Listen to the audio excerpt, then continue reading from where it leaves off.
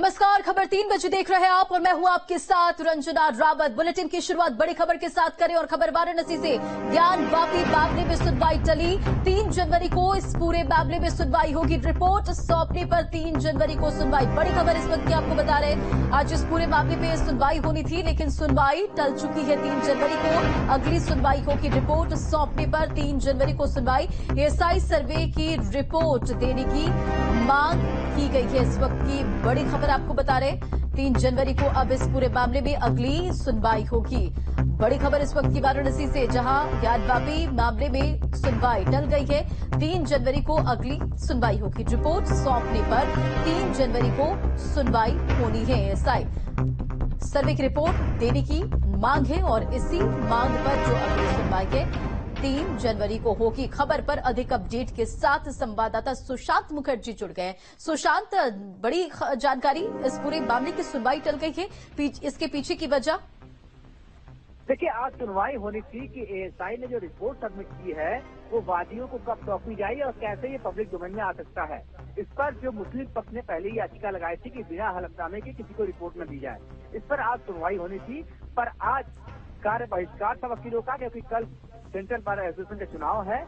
ऐसे में जो हिंदू पक्ष के वकील थे वो तो कोर्ट रूम में पहुंचे थे, पर जो मुस्लिम पक्ष के वकील थे उन्होंने आज बहिष्कार कर दिया। तो ऐसे में जिला जज ने ये आदेश दिया है कि अब इसकी सुनवाई 3 जनवरी को होगी, क्योंकि 24 दिसंबर से कोर्ट बंद हो रहा है, शीतकालीन छुट्टियां हो रही हैं और 2 जनवरी के बाद कोर्ट खुलेगा। तो 3 जनवरी को इसकी सुनवाई होगी और उस सुनवाई में साफ हो पाएगा कि ये जो एएसआई की रिपोर्ट है वादियों को कब तक मिल पाएगी और कैसे ये पब्लिक डोमेन में आएगा या फिर अगले आदेश तक नहीं आएगा। इसकी सुनवाई 3 जनवरी को होगी।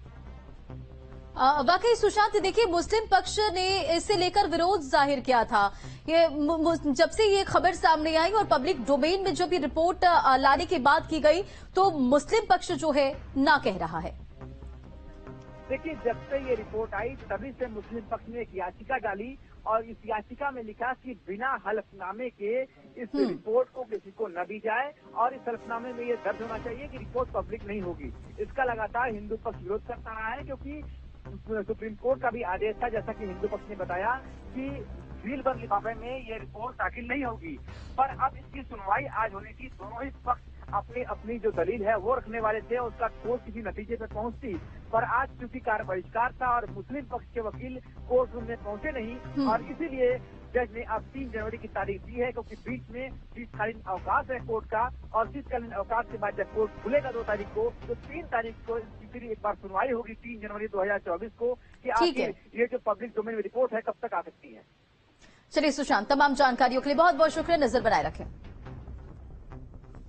बनारस बार एसोसिएशन का चुनाव चल रहा है जो कल है और जिस पर मुस्लिम समाज यह कहकर बहिष्कार किया कि जो है चुनाव है इसलिए हम बहिष्कार करते हैं। माननीय जिला जज से सब डॉक्टर ए के विश्वेश्वर से कहा गया कि उन्होंने कहा अगर दोनों पक्ष आए तो हम सुनाने के लिए तैयार हैं, लेकिन यह कहते उन्होंने कहा कि नहीं हम बहिष्कार करते हैं।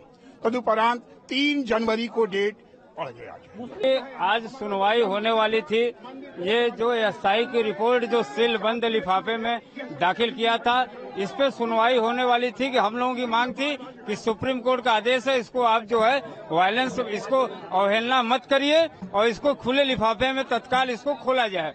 इस पे मुस्लिम पक्ष ने अपनी आपत्ति लगाई थी। उनकी मांग थी कि बंद लिफाफे में ही सील पैक ही इसको किया जाए और तब तक डिस्क्लोज न किया जाए जब तक निस्तारण न हो।